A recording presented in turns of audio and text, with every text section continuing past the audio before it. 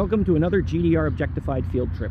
Today we find ourselves in the Friedrichshain district of what was the former capital of the German Democratic Republic, and behind me is one of its showcase housing projects, what was known until the Wende as Leninplatz. So this is Lenin Square. These are the landmark three towers.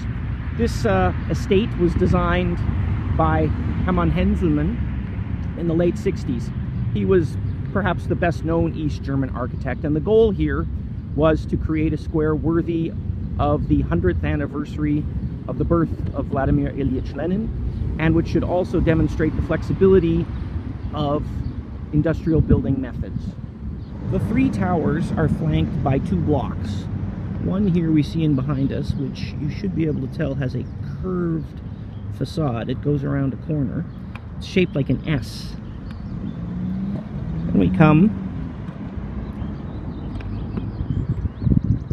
to the spot where Vladimir Ilyich used to stand. It now hosts these boulders and has the name United Nations Square.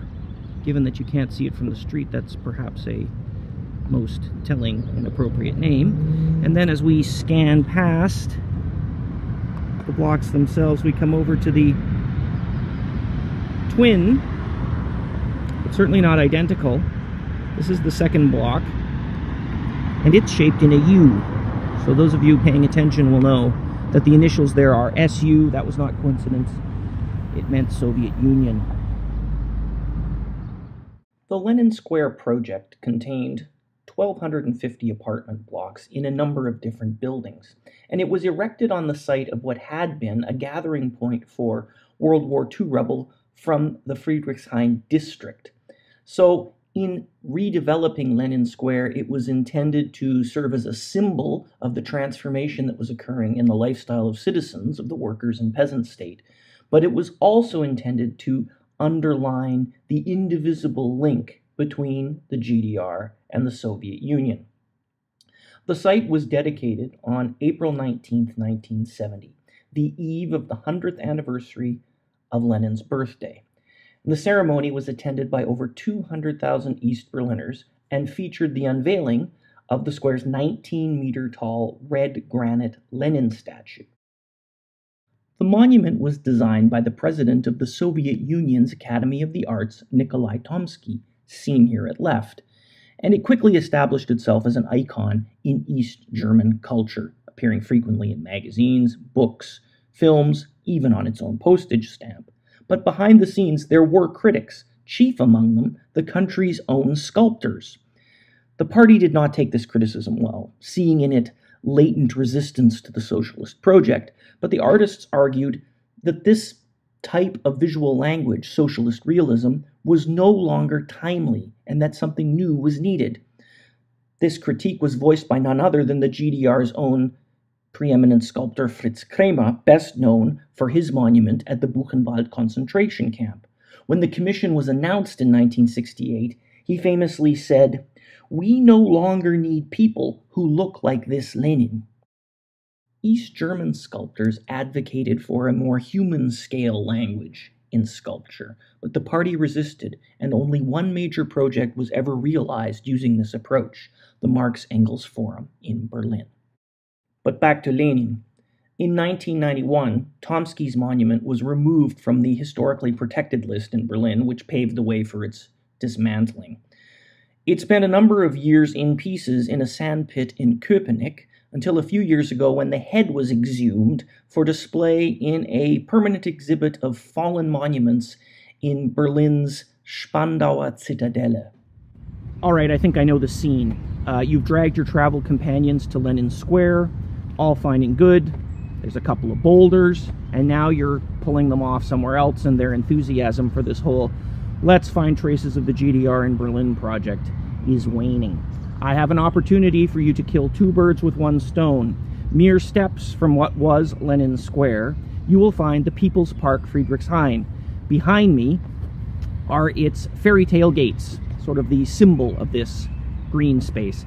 This park was built in the mid-19th century to mark the ascension to the throne of Friedrich the Great, leader of Prussia. It's been a popular place with Berliners ever since. Great place to chill out, go for a beautiful walk.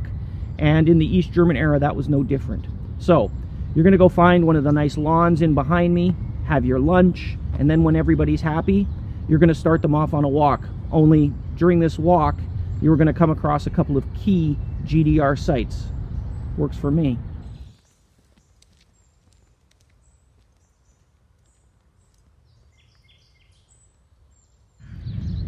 So the preeminent GDR-related spot here in the People's Park, Friedrichshain, is this monument dedicated to the memory of the Spanish Interbrigadisten. So those would be Germans who went and fought with the international brigades during the Spanish Civil War.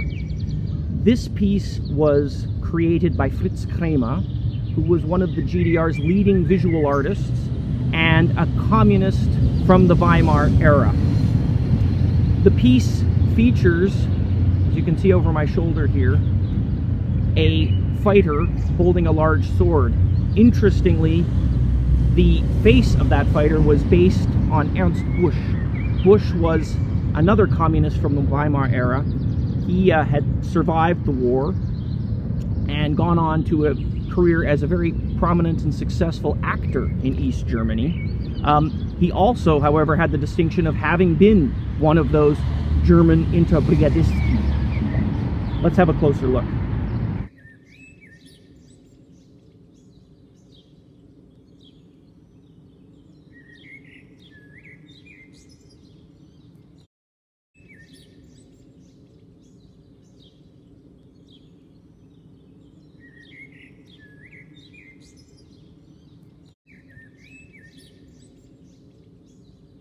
This is a pretty remarkable site here in the People's Park, Friedrichshain. This is a memorial to Polish soldiers and German anti-fascists, erected in 1972 as an act of reconciliation between Poles and Germans. A joint team of East German artists worked with their Polish counterparts on the design of this project, and as I mentioned, it was intended to remember those German resistance fighters who were linked with the communists, obviously, and the Polish soldiers who died at the hands of the Nazis. In the post-Wende era, one of the interesting things is that this site has remained largely untouched. It was rededicated in 1995 to include the memory of all those resistance fighters who fell at the hands of the Nazis, not just those affiliated with the Communist Party. And there is an explanatory plaque here as well, but largely this piece has remained untouched. So it has this pillar to my left. You can see the Polish state emblem on it. On the other side, as we will see, is the East German state emblem. And over my shoulder here, we have a cement relief .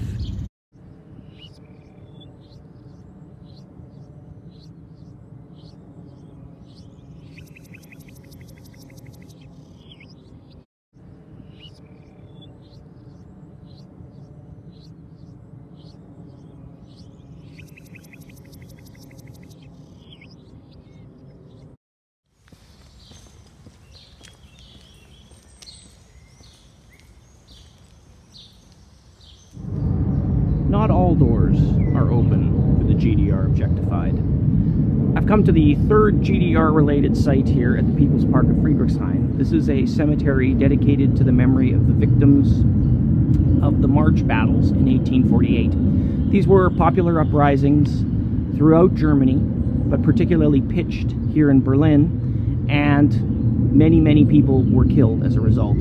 This cemetery, which is on the edge of the park, is the resting place for many of those victims. It was made available by the government of Berlin, the city government of Berlin. Many of the people who were killed were too poor to afford a proper burial, so this site was created specifically for them. Its GDR connection is somewhat tenuous. Obviously, it well predates the founding of the German Democratic Republic, but as a popular uprising, it fit in quite nicely with the historical narrative that the GDR tried to preach. The one very tangible connection to the GDR that you'll find here is actually visible just over my shoulder there. For those of you who watched an earlier episode on Treptow, you'll remember the name of Hans Kietz. Keats was a East German sculptor who created that Marx installation, and this is another one of his works. This is the Red Sailor, and it was created to commemorate those members of the German Navy who mutinied at the end of World War I and whose actions helped spur the revolution, the overthrow of the monarchy in Germany at that time. So it's found its spot in the park here over my shoulder. So, a little bit deflated. I hope you'll stick with me nonetheless. From Berlin, this has been a GDR Objectified field trip. Thanks for watching, and tschüss!